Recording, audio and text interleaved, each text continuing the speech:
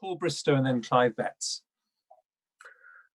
Thank you, Jeremy. I just wanted to follow up with Professor Anthony Costello, some of the points that Tom made in relation to the impacts on the UK from infection in the developing world. I'm thinking particularly India, Pakistan, Bangladesh. There are, of course, many British nationals living over there and dual nationals living over there. If they are likely to see considerable outbreaks there, they will understandably want to come back home.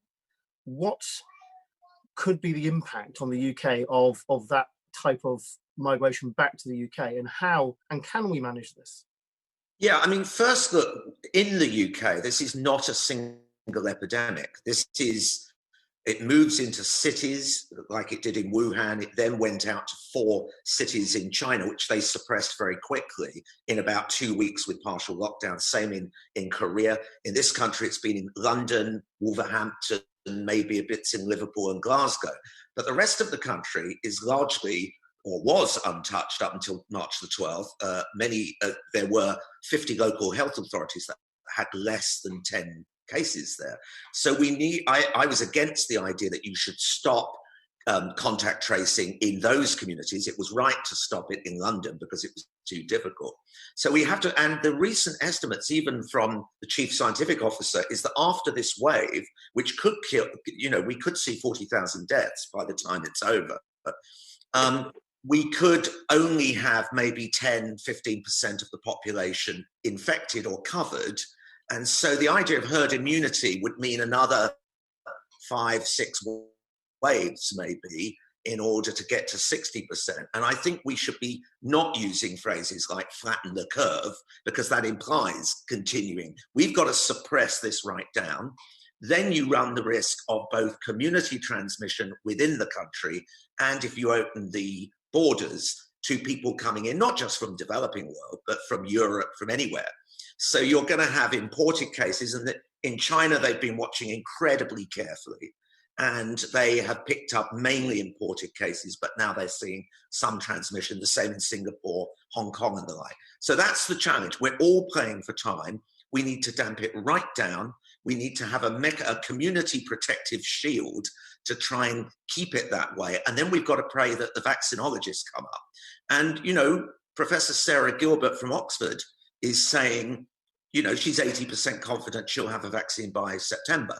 So we've got to be positive here, keep everything down, stop the deaths, keep the economy open as much as you can with that, without a national lockdown, and then hope that we get a vaccine. Secretary of State, I'd like to ask you a question about motor neuron disease.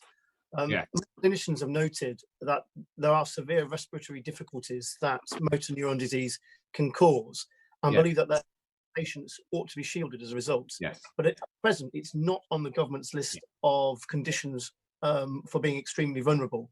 Yeah. Patients can self-register, I understand that, but many patients may not know this and therefore may miss out on the benefits. Is this something you're looking to review? Yes, it's something that I've already reviewed, and my team have worked with the motor neuron disease charities on this to make sure that we get it exactly right. It's very important to get right. And my initial instinct was to say, well, of course, motor neuron disease should be on the list, but the clinical advice is that there are many stages of motor neuron disease. And whilst those in the later stages are almost always going to need to be shielded because of the impact of the disease on them, that isn't the case at all stages. And the thing about shielding is that it is a very significant burden on those who we are advising to shield. Not to leave your home for 3 months is very significant. And so, as you say, people can self-refer, and then it goes to the GP, and the GP can make the decision based on the advice, based on the clinical needs of each individual patient. So we talked to the motor neuron disease and some of the campaigners about that. And as far as I am aware, the advice I got back is that they understood and could see the point in making the decision that way. I'm completely open to putting all motor neuron disease, all people living with motor neuron disease on the list. But but actually you can, once you dig into why not, you can also see the case the other way for some of those who live with motor neuron disease. Paul Bristow.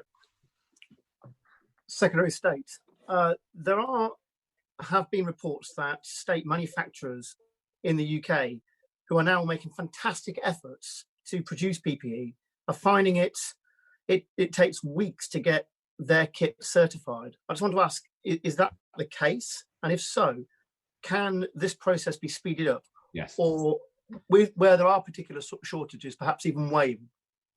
Well, this is really important. And it's true that PPE should be certified by Health and Safety Executive according to the existing rules. And we have worked hard with the Health and Safety Executive to speed up that certification program.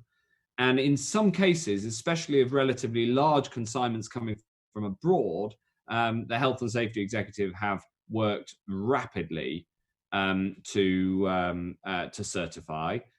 But if there's individual cases where that's gone slowly, I'd be very happy to look into it and to work with the Health and Safety Executive to make sure that it works properly. But you rapidly. But you raised another really important point, Paul, which is that the domestic manufacture of PPE is a critical part of us building up our capacity. And I pay tribute to the companies that have already moved over some of their domestic manufacture to PPE, not just Burberry and Barbour, who we hear about from their clothing manufacturer, but also things like Diageo turning some of their alcohol production into hand gel.